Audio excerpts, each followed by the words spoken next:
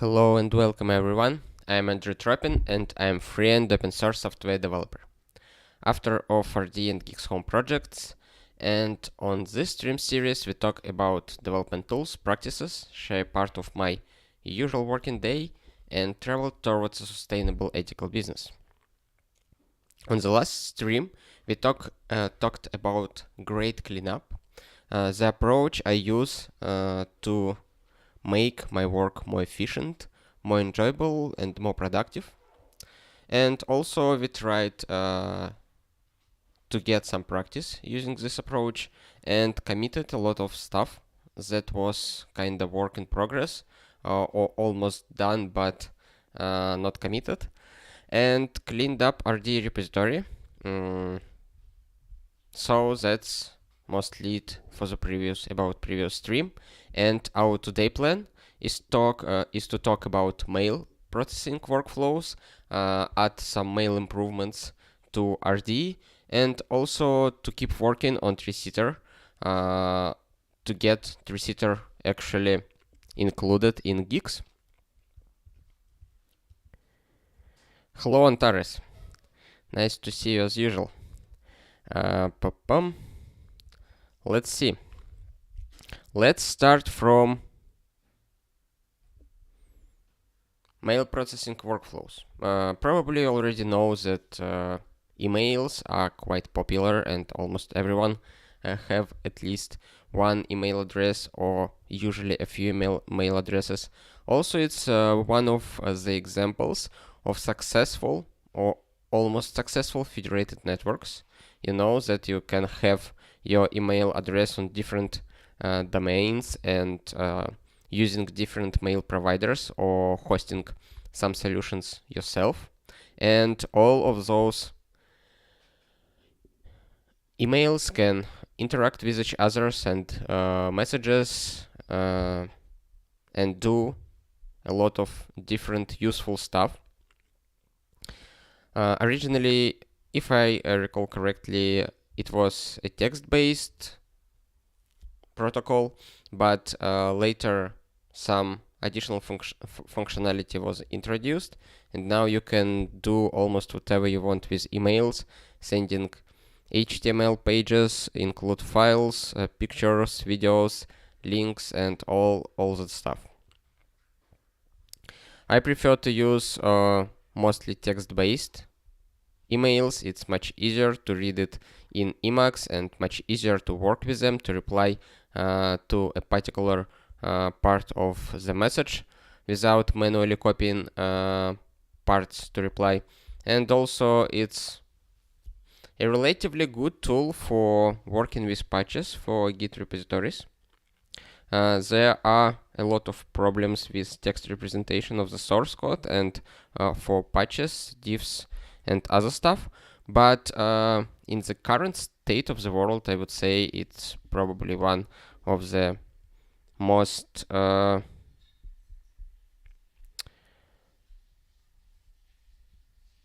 useful tool, most efficient tool to work with source code, to do a review and accept patches and so on. And I already had a few, at least one stream or maybe even a few, and recordings are available, streams on emails and mailing workflows, of course. The recording are available on my YouTube and PeerTube channels. You can search them and find more details about email setup and mailing workflows. Today I will talk about two things. First one is just a very generic idea about inbox and to-do folder, let's say. And also we will talk about some improvements to the current workflow I have related to this idea of inbox and to-do. And first thing that I would like to mention that it is a bad idea in my opinion, of course, to keep the emails you would like to process in your inbox. Because the main reason is that everyone who have your mail address and not blocked by spam filters are able to access your to-do list. That means that he can affect your to-do list, and that means if you use your inbox as a place for items you would like to work with, not only you schedule your day and your life, but also other people. And that is why I prefer a separate entity which contains emails to process, and this way nobody can come and change it except myself. And this is why I separate those two entities, and this is an important point if you have, especially if you have a lot of stuff coming to your inbox. The way it works right now is following. I get some emails in my inbox. I have a few inboxes. I get emails on my work account, on my personal account. I also get emails from mailing lists, and have a special search which provides a list of emails I could be interested in, and they come to the different inbox. And from those inboxes, I tag messages with to-do tag, and they come to the special place where I can take a look at all the messages that I marked to process. And this is how basically my current workflow is set up. The downside of this approach, another thing related to inboxes. If I read an email, it disappears from inbox search. It's still present in the inbox directory, but it's not shown in inbox search anymore. And as you probably may know, not much provides you with powerful search mechanism and allows to make a saved search that you can use to list emails that you are interested. You can filter by subject, by the body, by text, and so on. And also you can manipulate with emails by tagging them to make them go to different searches and to actually make different workflows possible. And I have a few tools that, based on tags, move them to actual folders, like physically moving files to a different directories and file system and synchronize them with remote server. But I wouldn't explain it right now. We will focus on inbox and to-do workflow. Okay, knowing that I have an inbox search, let me see what I have here. I just pulling the latest emails, and I can go to the work inbox search, and as you can see, it's almost empty. It is because, if I read email, it disappears from inbox. If I do a different search, like search tag work and tag inbox, you will see a little bit more emails, and I automatically remove read emails from search because it's very tempting to read email, and you already know that you won't be processing it right now, that it means it should go to do, but you just mark it as unread again, and after few days you don't know if you read this email, if you remember the content of it or not, especially when you have a quite huge amount of emails.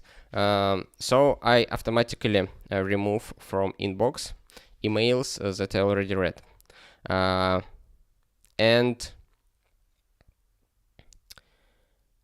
the one downside of such approach is that they can stuck between somewhere between inbox and to-do. They not anymore in my inbox search, but they are not in to-do search. So they somewhere on my file system, but I'm not aware of them.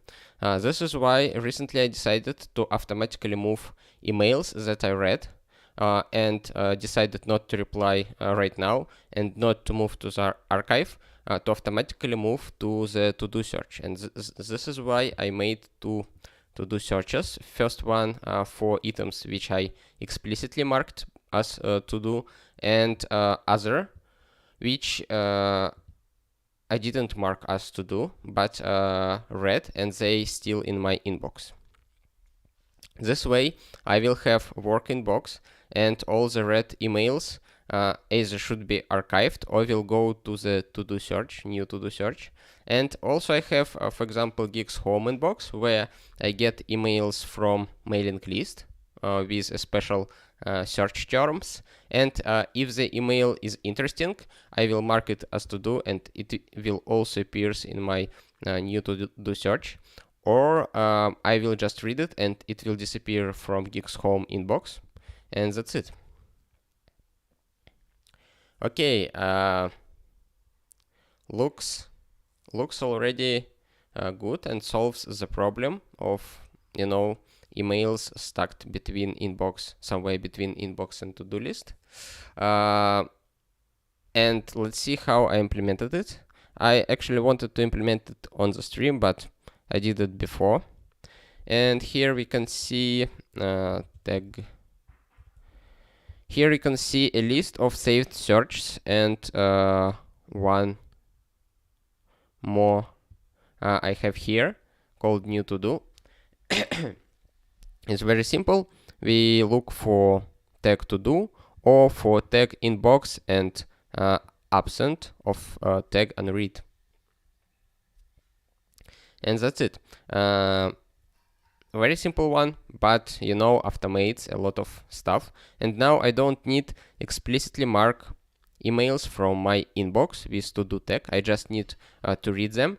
And if I don't want them to go to to-do search, I will archive them, or they will appear in my to-do automatically.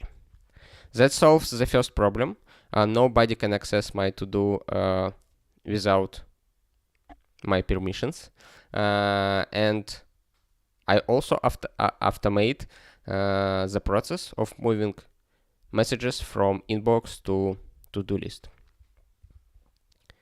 That's basically it about workflow I wanted to share with you and my thoughts on it. And let's improve our mail-related tooling a little. And first task will be adding a special handlers which allows to generate links for mailing lists. For example, let me open some email. Let's open inbox. Oh, okay. Let's open two emails. First one will be related to RD, and I would like to generate link to the source HUD. This is a first email.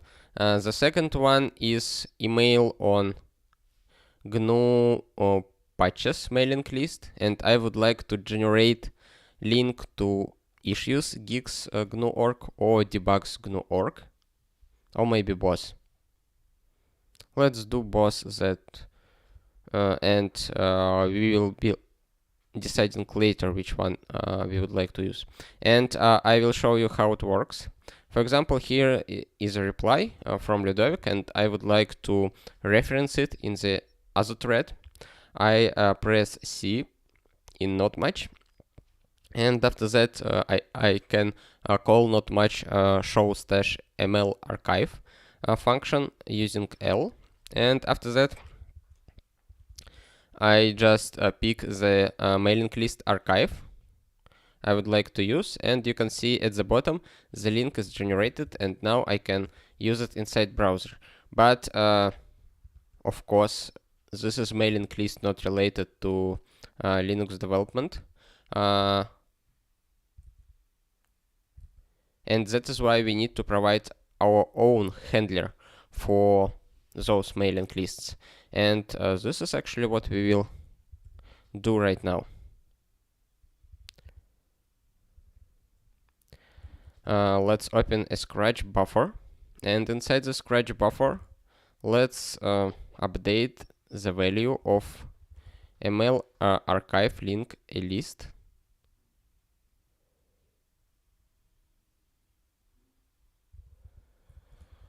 And we will do something like, let's copy the value of this variable. Let's copy the value of this variable for now, so we can just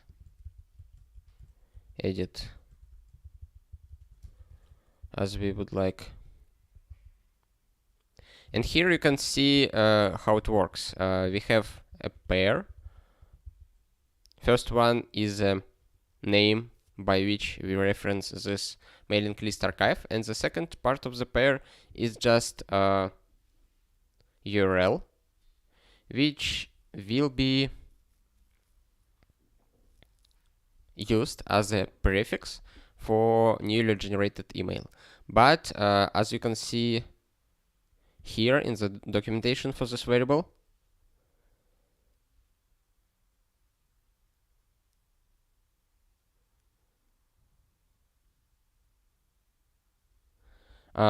it can be not only a string but also a function. And this function will be called with message ID as an argument, and it will return an email archive reference. And let's add a few items here.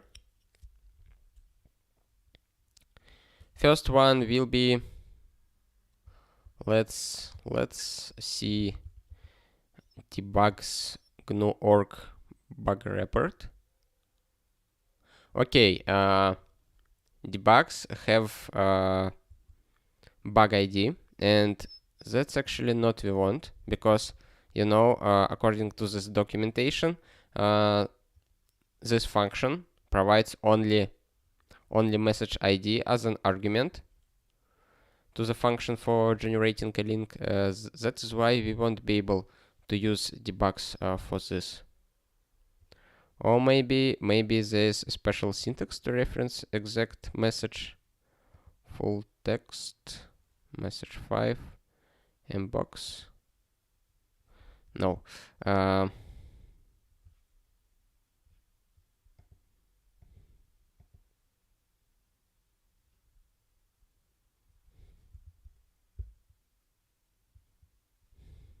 Okay, probably we won't be able to use debugs, but mailing list archive guix.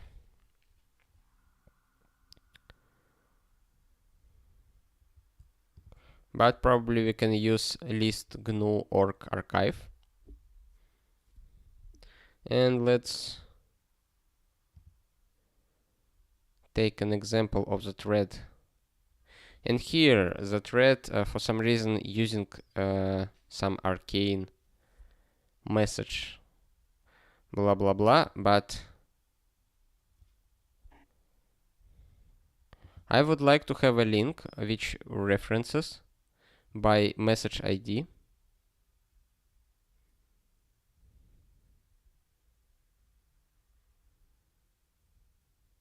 Like real message ID that we have in our email.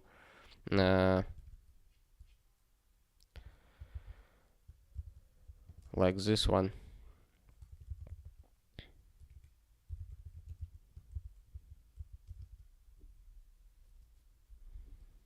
so we can generate such links.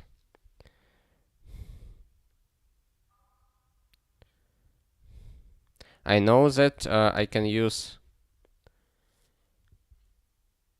public inbox mirror of those mailing lists to generate such links, but I wanted to add both options for list GNU org archive and for,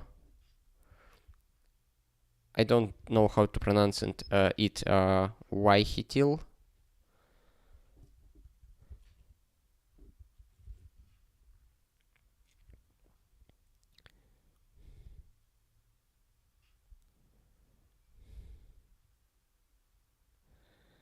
Okay, it allows to do something like this.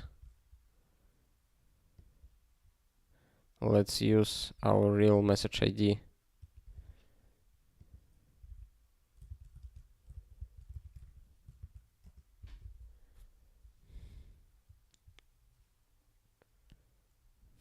Okay, it should be not help guix, but I guess it's guix patches. Am I right?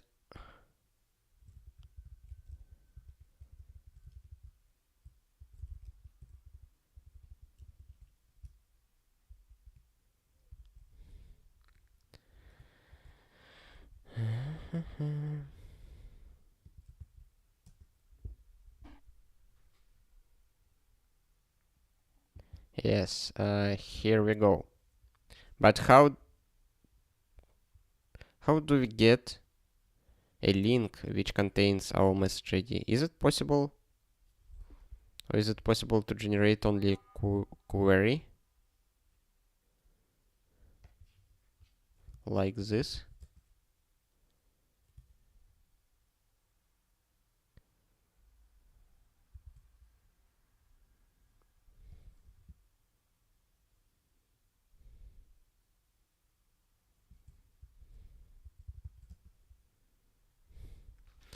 Okay.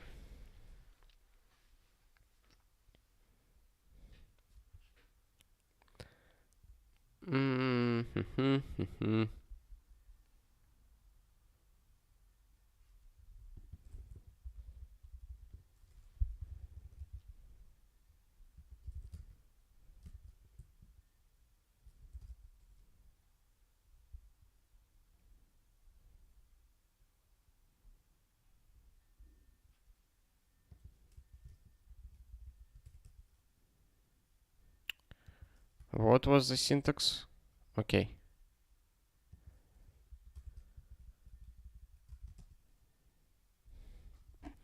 It looks like a syntax for the exact search. So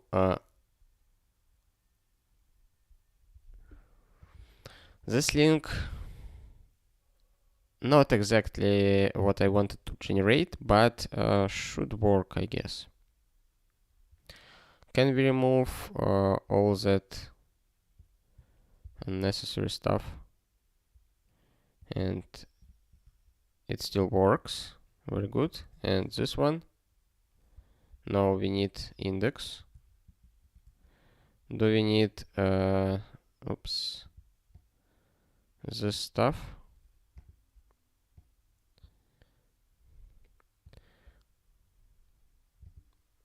Do you see how painful it is to edit the text inside URL, inside search bar in Chromium?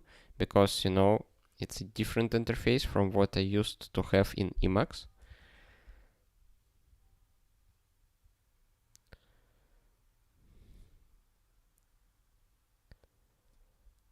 Okay, you can see that we can generate such links, but it requires to have ID X name, which should be the name of mailing list. And here we have yhitil that probably can just accept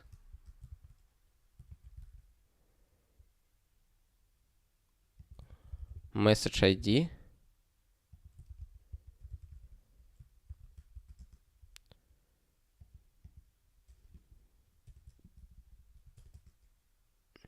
and automatically redirect to the actual content of this message, which is quite nice. So let's implement it. It will be very simple. It will be something like just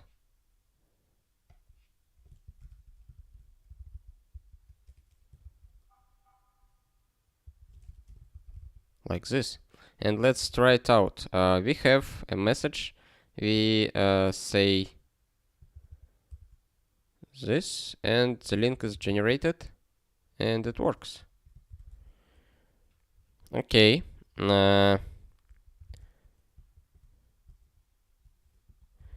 have it, and it works. Very nice.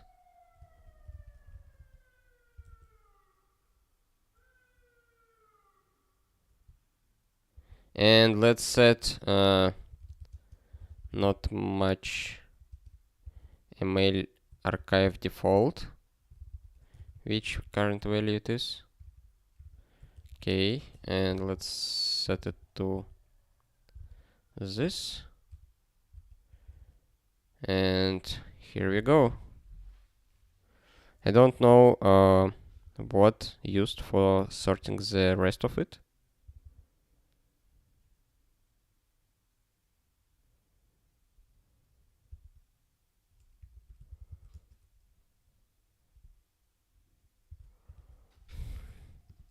But it works already. Okay, looks good to me. Let's do one more thing, and for this we will use a function, and I don't remember how strings get concatenated. Concat probably str1 x, like this. And let's try it out. Let's evaluate it, and oh, it works. It works. Now what I would like to have, I would like to have a link for source hat.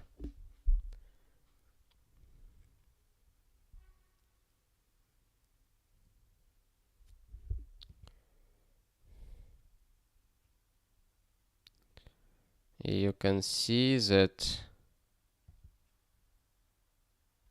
we have a link which uses message ID inside it. The only problem that we have to generate this part of the link, and unfortunately we don't have this part of the link.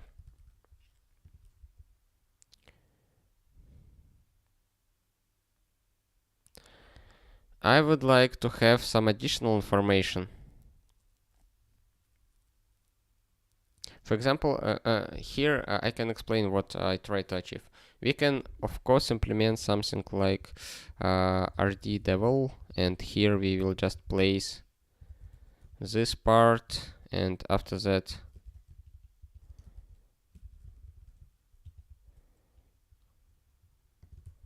and it should work. Let's try. Let's open a real rd_devel email.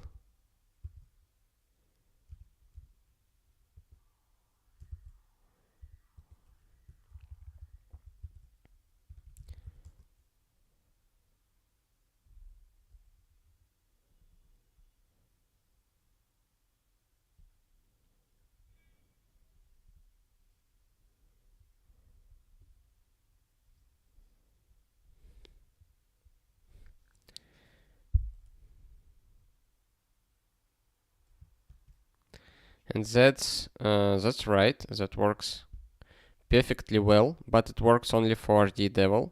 And if I would like to open some other mailing list on the source hat, I will need to generate another email archive link generator here. So I can't just use source hat here. you know, I have to be more specific. But I would like to have a very generic source HUD URL generator.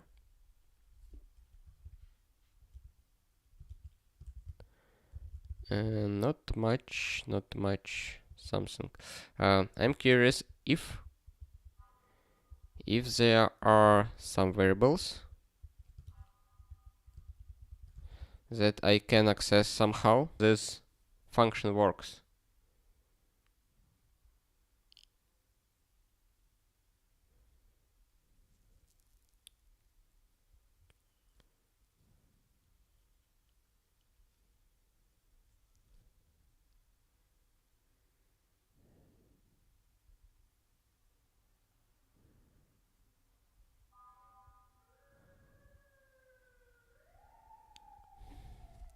Let's see how it is implemented.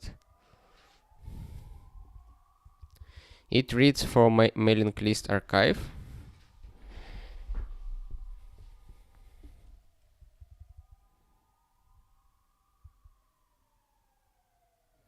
If function p_url, it gets not much show get message ID.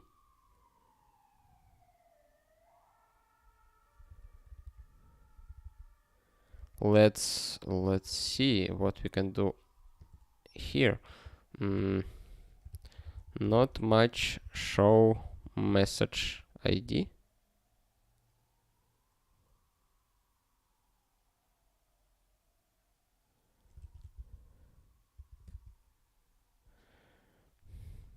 Okay. But it uses not much show get, and here we have a lot of stuff. Message properties. Let's see.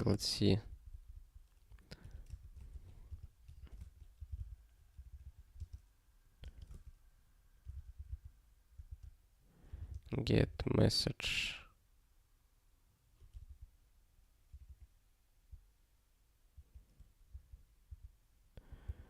Okay.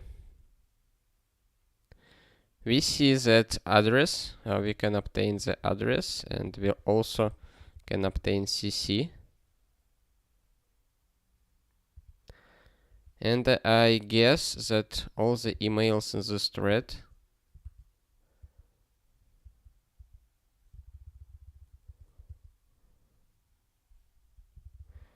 okay, not all.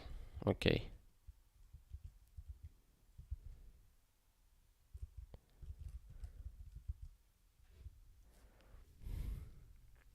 But what we already have here?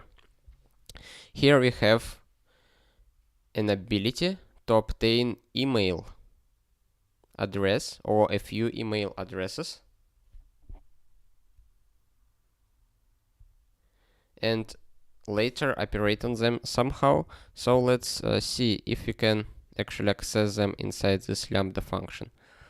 Here I would like to message concat. Here we go.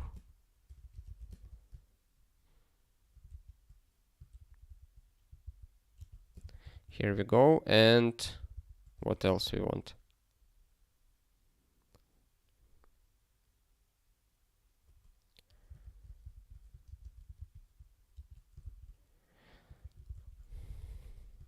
Something like this. Let's see.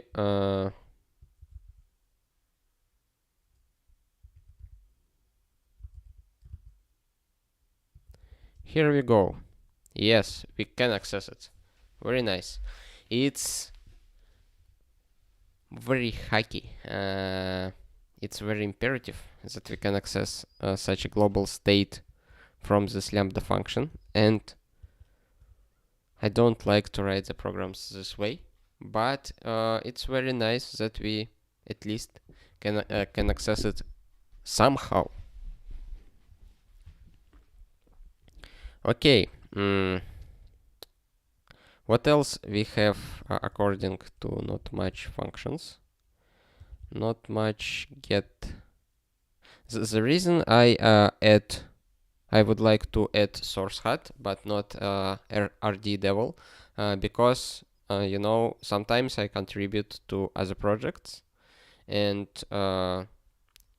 it's also useful to have an ability to reference messages in those projects,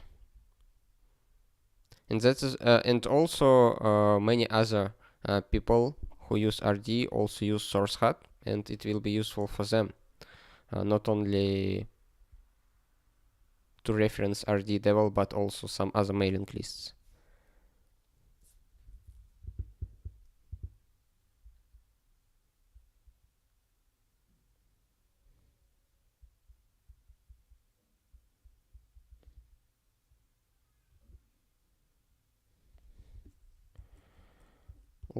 Let's be more specific. Show get date from prop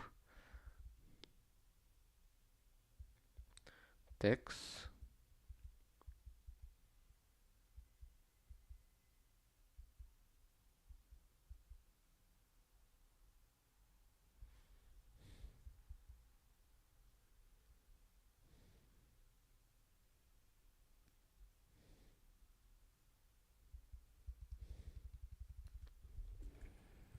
Okay, what we can do? We can obtain all emails in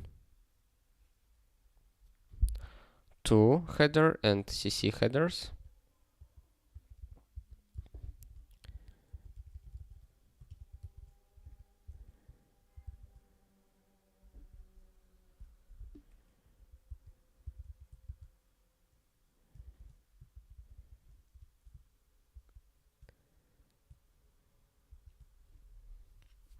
Now we need to split them by comma. Actually, we don't need to split them. We can just take a regular expression and look for this stuff and extract this part. Is it a good idea or not?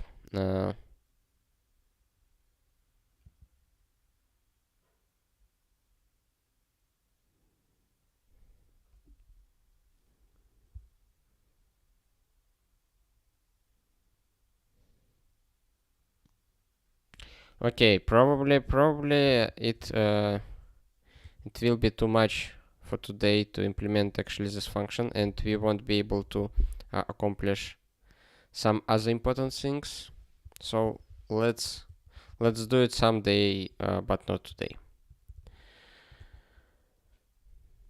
Maybe even someone who is watching the stream right now will implement it and will submit a message to me, to RD devil, or to IRC, and we will just include it in RD. Okay, we have RD devil, we have yhitil, and it's already good.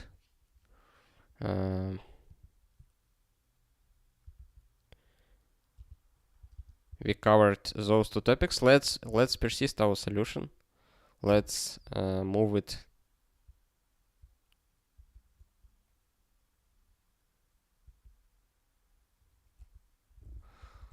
Let's move it to RD source code.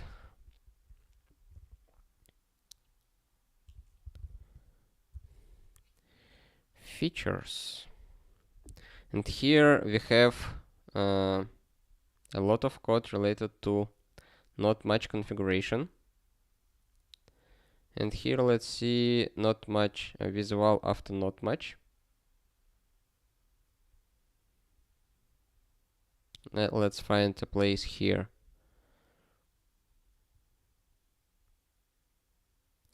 I see that we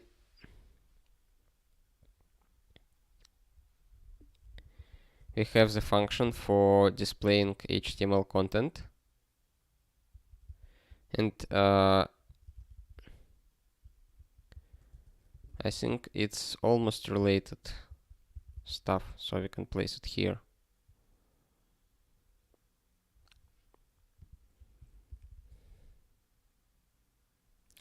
Now it looks good to me.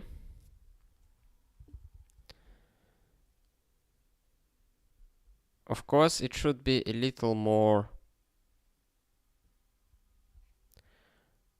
accurate, a little more precise, and also maybe we will use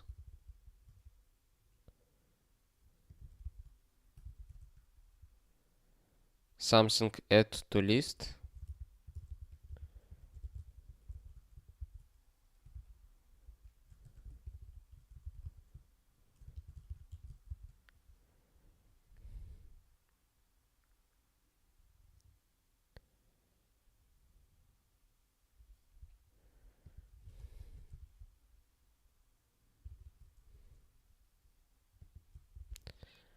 And it should be good.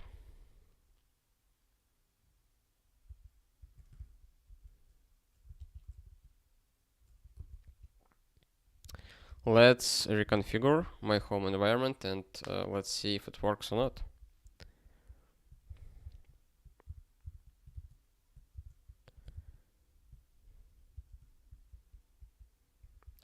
Okay, I would say we're done with those two items. We can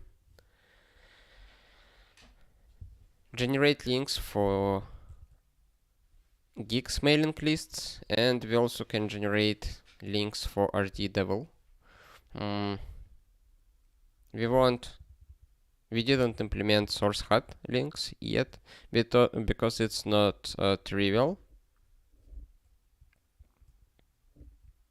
Maybe there's some interface. Oops. Like posting.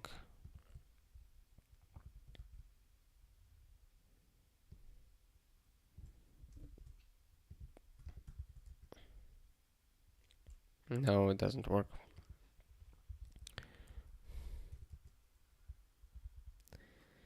It should be quite specific.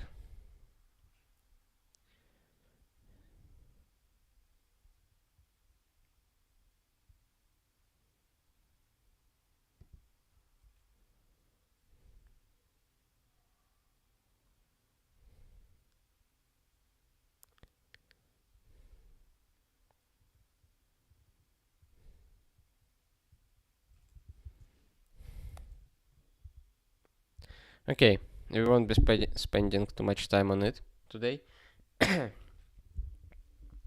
One more thing that bothers me. Sometimes I receive HTML emails and want to look at them in the browser. And when I try to do it, Calibri is open. Calibri is ebook reader, ebook management software. And I would like to open HTML and HTML files in browser, and I don't know why. By xdg open for HTML file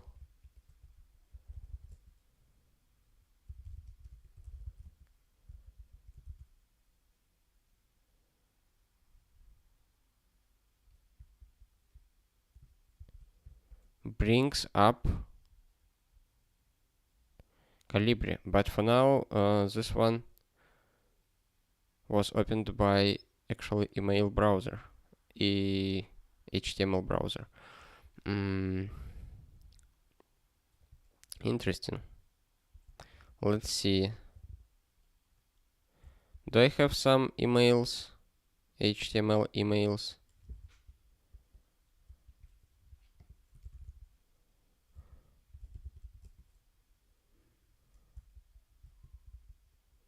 Probably this one is HTML.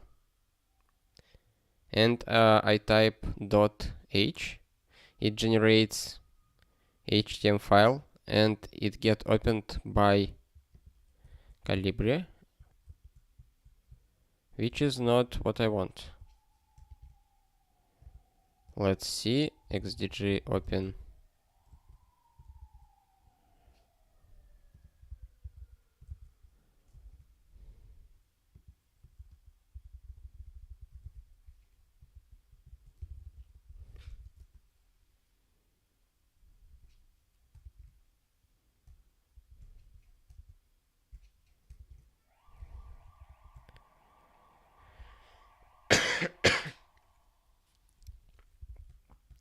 Probably xdg-mime is a query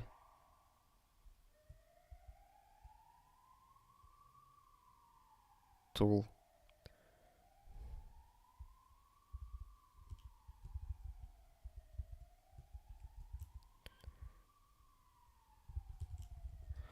Probably it.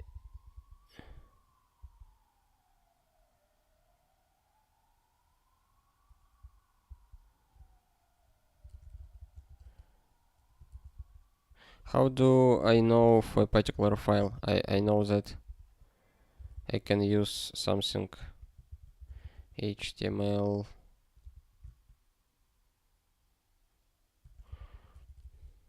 mime type.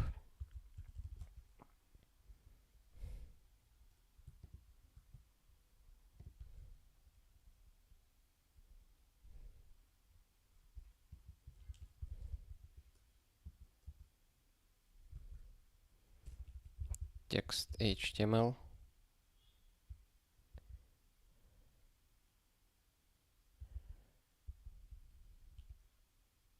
Oh, probably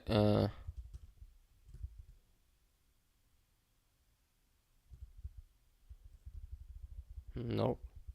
Okay, let's see. File type.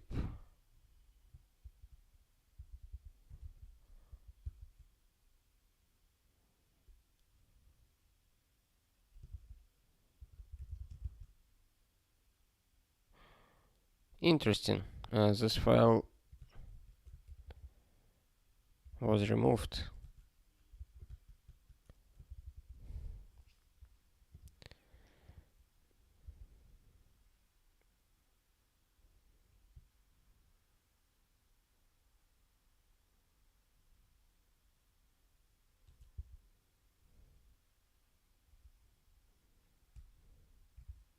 Let's move it to the other workspace and let's copy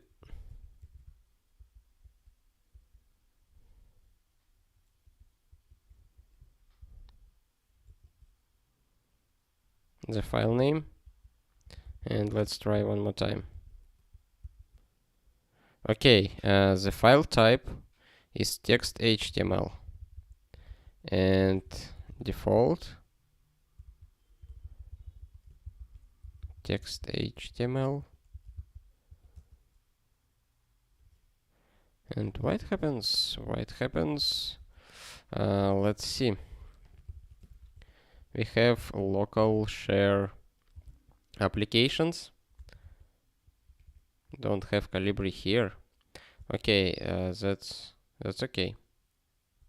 We also have our guix home profile, share applications, and we have Calibri here.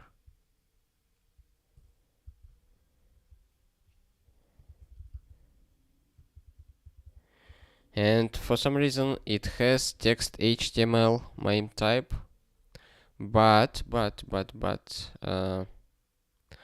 we set the default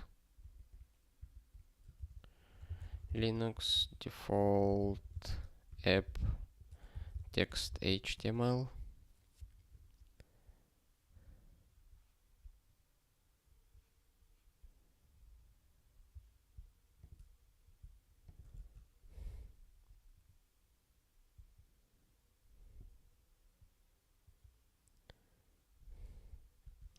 Okay, the file something like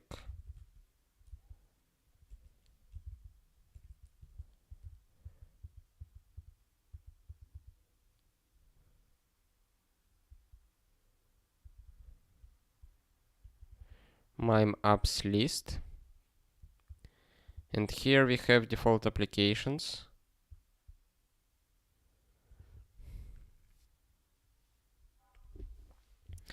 Here we have default applications, and I would like to add one more application here. It will be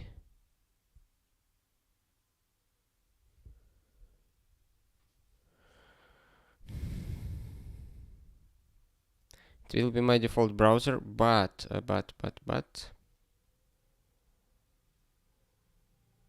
I don't have any special features for setting up my browser, so it will be some ad hoc solution, and I'm not sure if I like it, but let's see. I have emacs SCM features, and here we have XDG service, and inside XDG service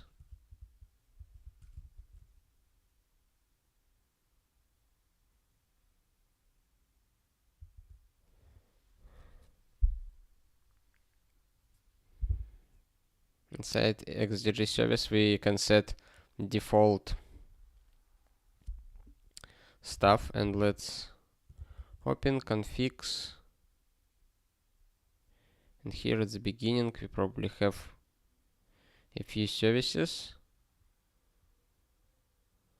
Let's find the last one, and let's define one more. Define Chromium XDG.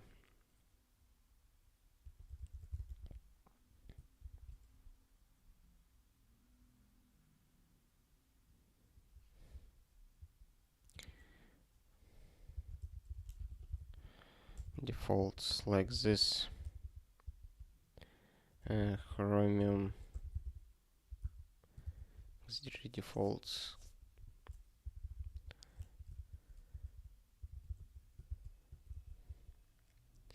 Okay, and here we are only interested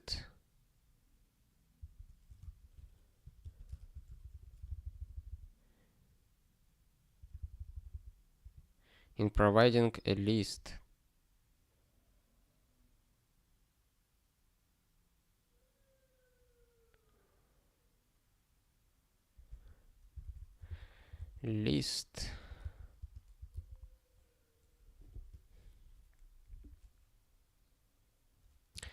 of pairs, cons, text, HTML.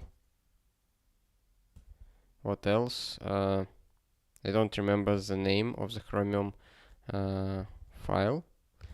I will need to find it out. Guix home, profile, share, applications, Chromium desktop. I guess this one.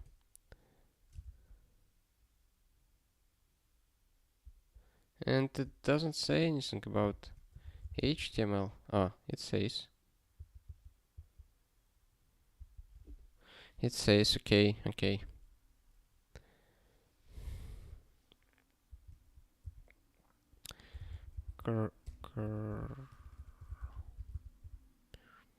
Desktop. I hope I did everything right.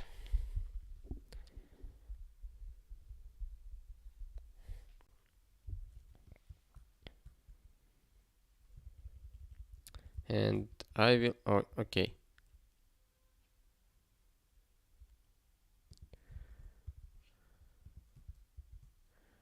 GNU home services.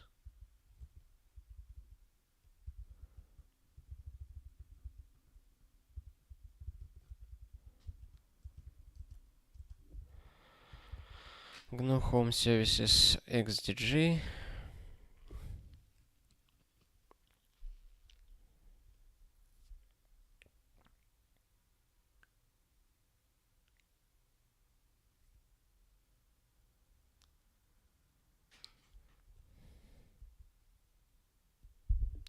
And of course I need to include it in some way to make it take effect. So let's see.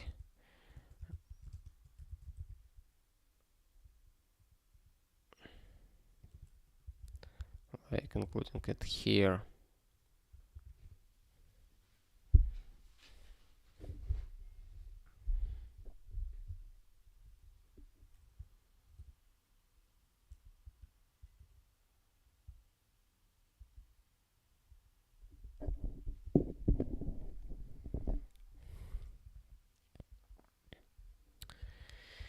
We're spending our precious time for fixing annoying things.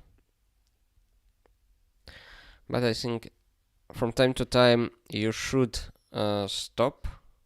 You should stop your work and fix your tools to make it more enjoyable to do actual work.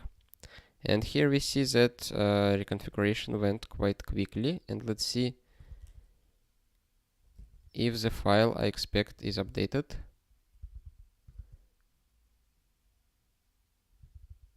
Yes, yes it is. Very nice. I guessed the syntax of the service without even looking to the implementation or documentation. This is what I call consistency. You know, I don't remember what is inside this file. It's actually already in guix for almost an year and a half, I guess. And the syntax is kinda expected. So we set it. Let's see if xdg open now works correctly.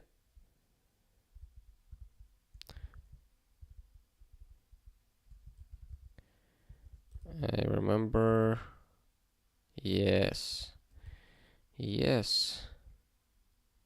Cool. Cool.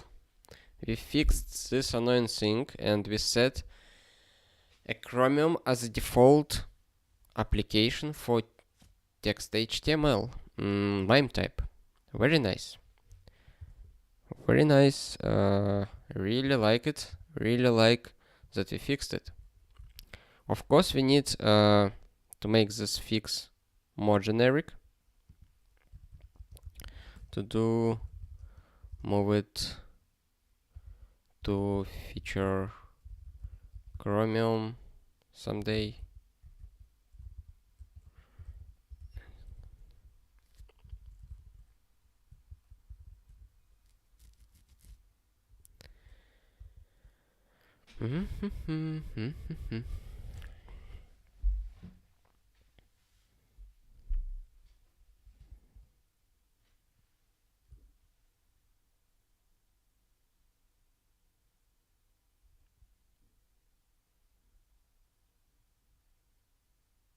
I just thinking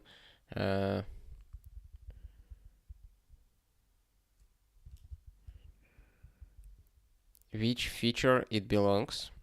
I mean that we can have both Chromium and iSCAD,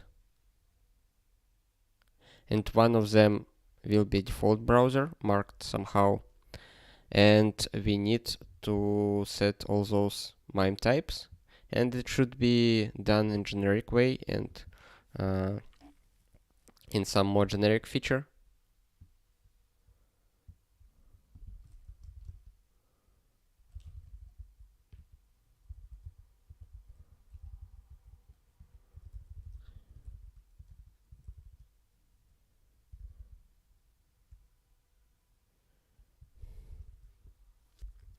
Like this. And let's stage this change and this change. Very cool.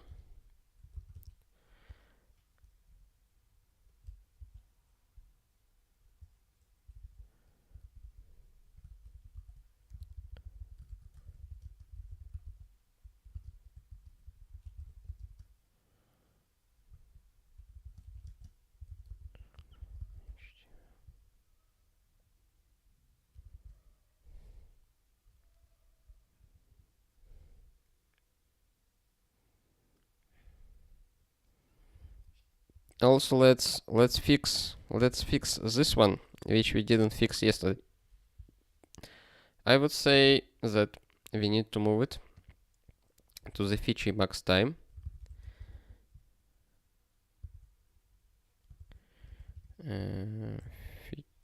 Feature emacs time.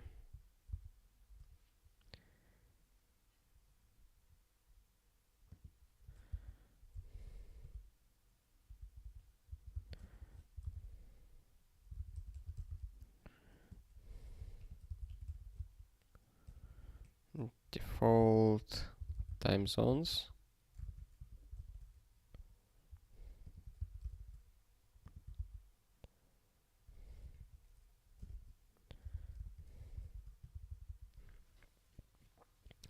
The reason I provide these defaults, first of all, because right now I live in Tbilisi and would like to have it.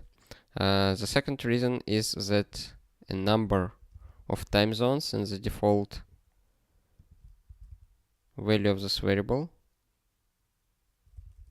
world clock, okay, world clock, and now let's see the value of this variable.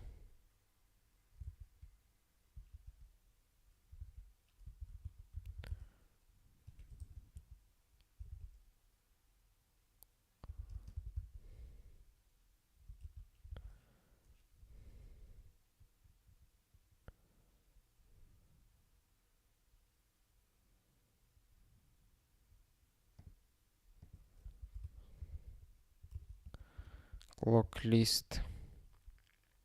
Original value was true.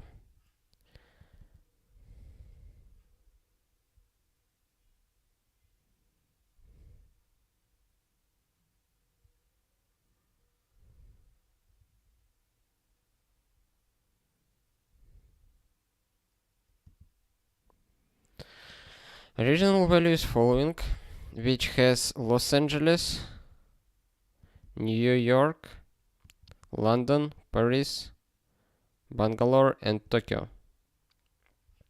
And I extend this list with Tbilisi, Moscow, Helsinki, and UTC, and also Boise. It covers a wider number of time zones from left to right, if you see on the globe, from Los Angeles to Tokyo.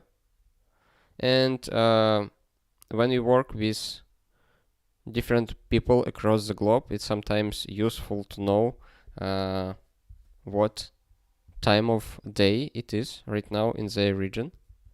And having almost all primary time zones covered is very nice. We have how much?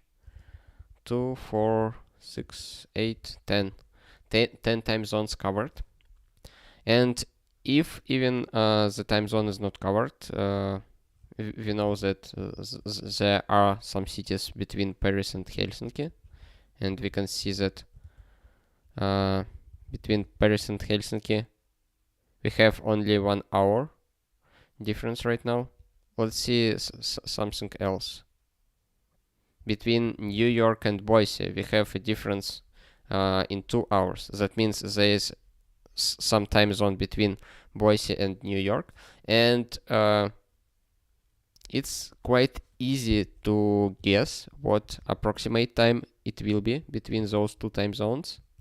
And if someone works with you and live between Boise and New York, you can guess his local time with pretty good precision. And having only 5 time zones, as it's done in default case, it's much harder to guess precisely what time of day it is. For cities that are not present in this list. And here there are some lack of time zones for Asia. Asia part, probably I need to add a few more here to default value.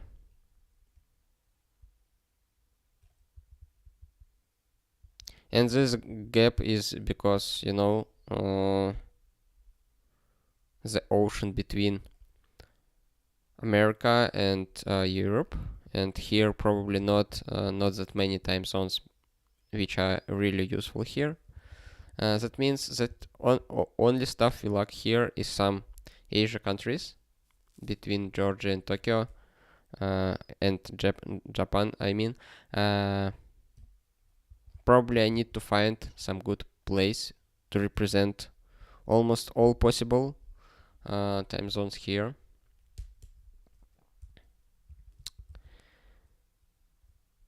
Okay.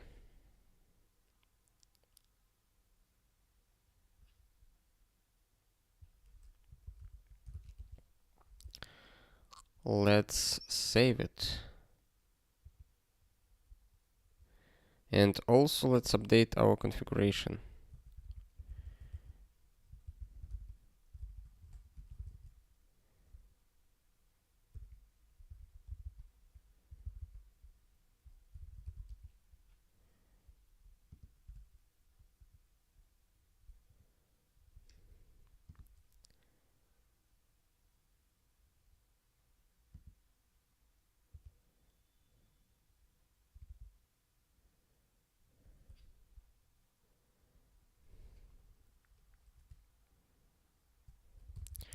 RD emacs time. Set a more comprehensive list of default time zones.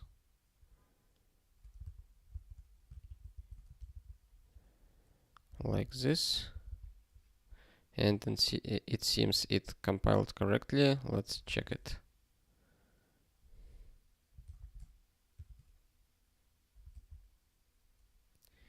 Yes, it works. Good. What else we didn't commit yet? The changes to the mail model.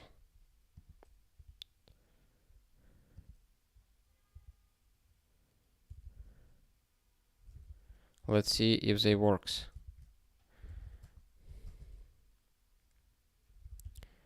Let's open some email. Okay, it doesn't work. Wrong argument symbol P. Let's see, not much RD.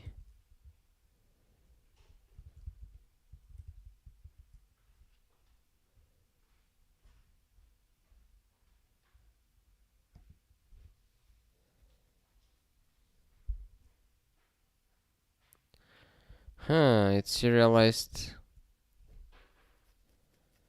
unexpectedly.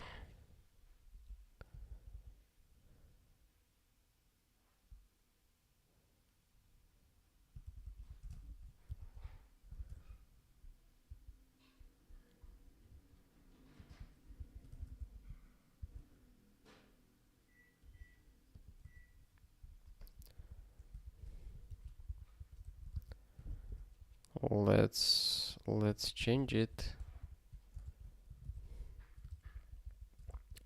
It should be cons. Let's do it manually.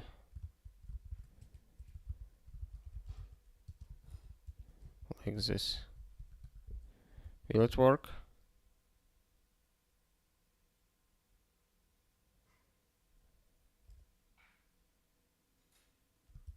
Oh, okay, I see. Probably we need to do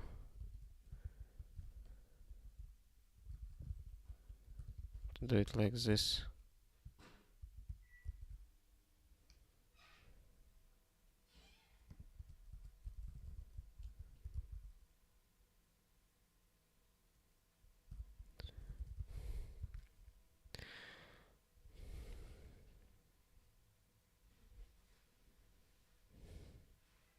I'm interested. Will it work? It looks kinda strange. A little strange.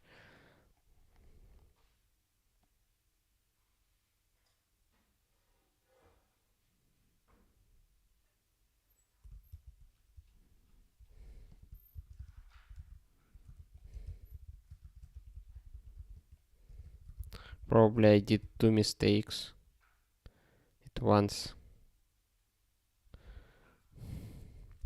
Okay, let's first fix it. Email archive. Can we do something like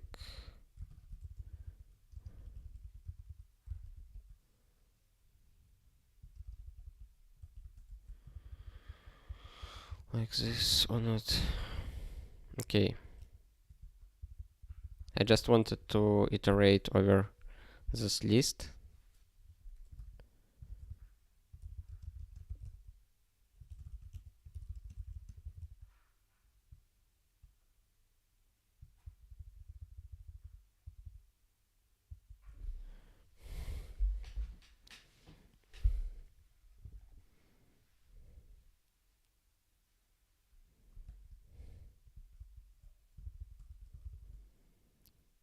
First thing to do.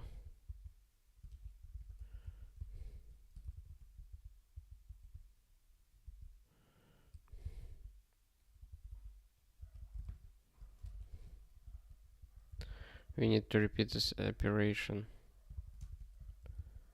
2 times. I don't like it. I don't like it. It's not a big problem, but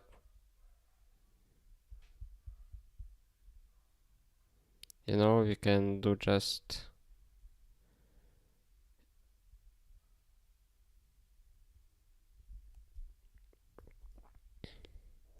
some automation for it.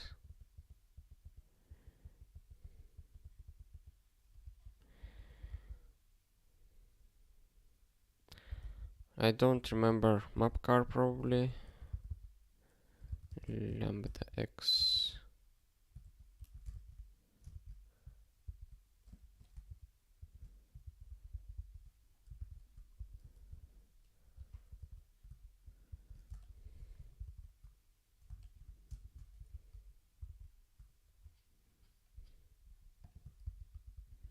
I guess it should work.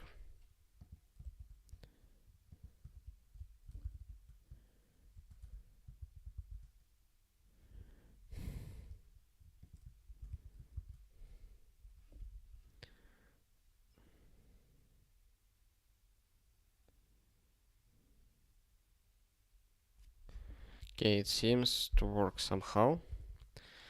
Let's see if it actually works.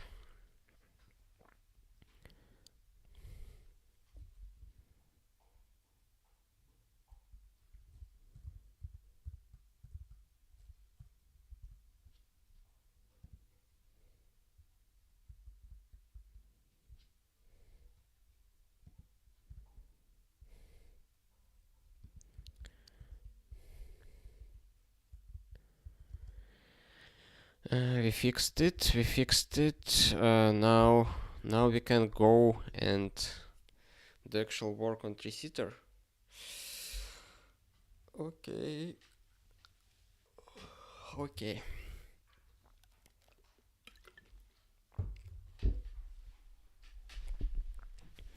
What we need to update tree-sitter, decide if we need to move tree-sitter to a separate model, and to package tree-sitter CLI. Actually, we don't need to do this work ourselves.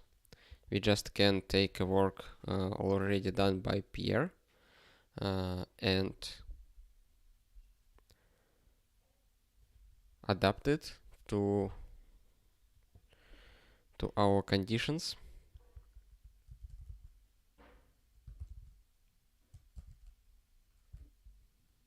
It's not rebuilt yet.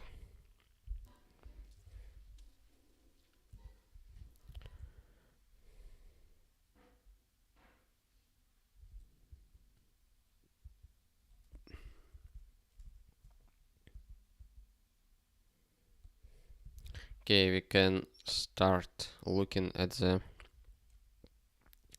thread.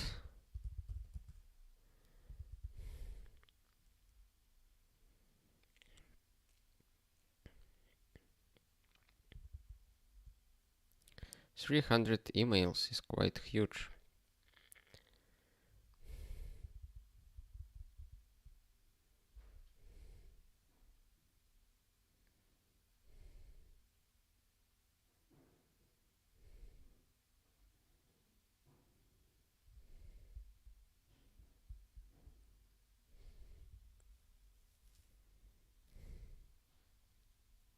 Probably I can see spikes of CPU usage right now if I monitor them. Whoa, whoa, whoa. There are some problems. No space left on device. Okay. I know what to do, but it will take a lot of time. What we can do relatively easily, just delete generations older than 1 week. I know that, you know,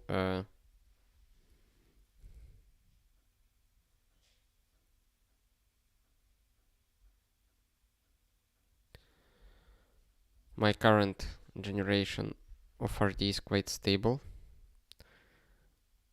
so I can easily remove them. Also, I can go to projects directory examples.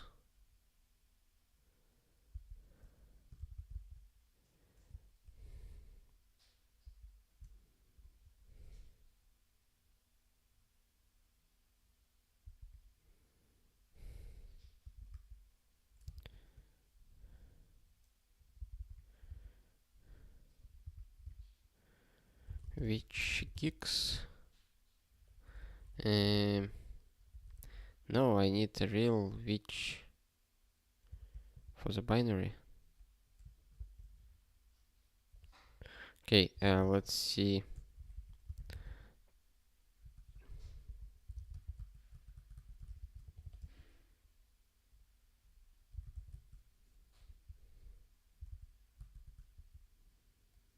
Target profiles guix bin guix describe guix pool minus help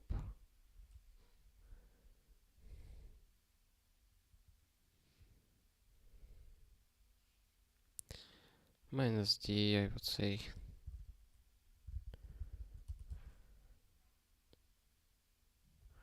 Whoa, whoa. It's actually not what I expected from it.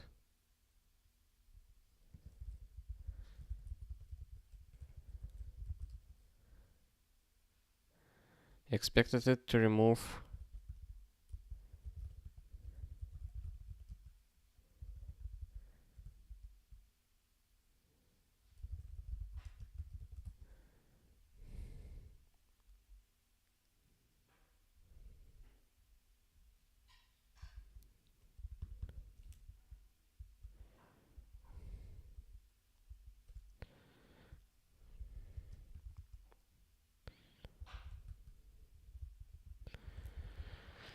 profiles guix.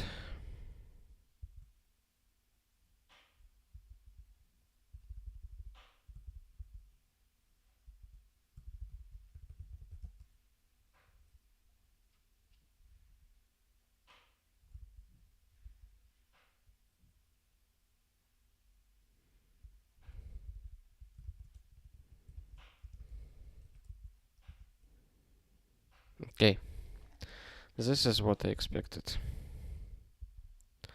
Let's try to rebuild the home environment one more time. Maybe it will succeed.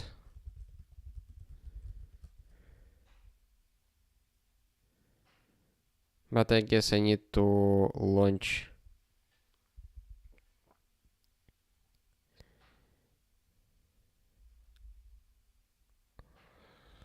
garbage collector to actually remove a lot of stuff from my store and to free up space for symbolic links.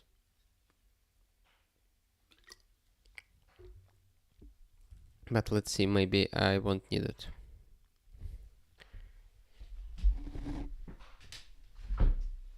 Okay, I will take a small break and we'll be back in a second or in a few minutes.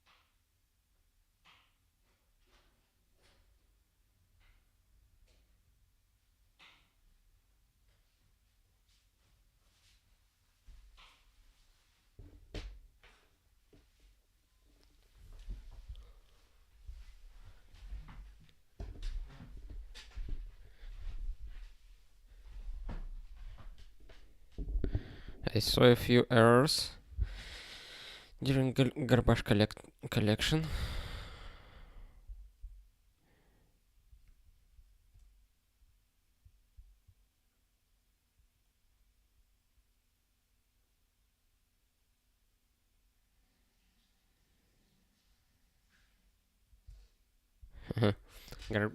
Garbage collection failing because of the problem why I called garbage collector. But okay, not a big deal.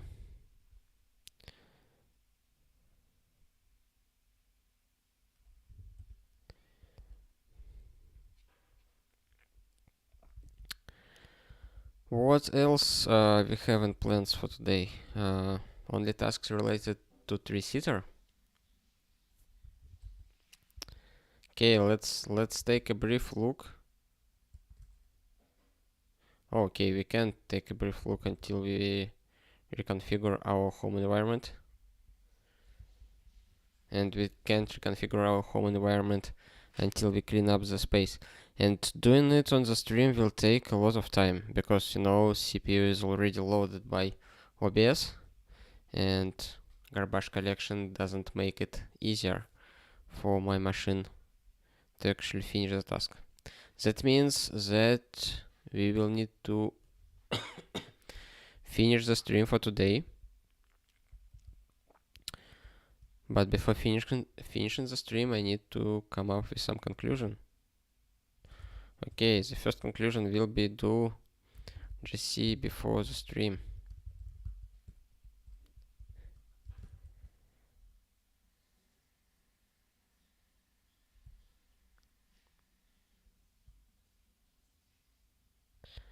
The second one will be about the tools. Find a time.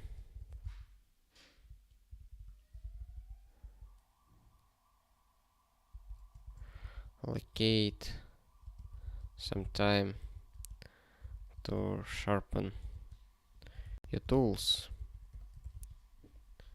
You need from time to time to clean up your stuff and to make your tools better, to make your work more enjoyable and more efficient.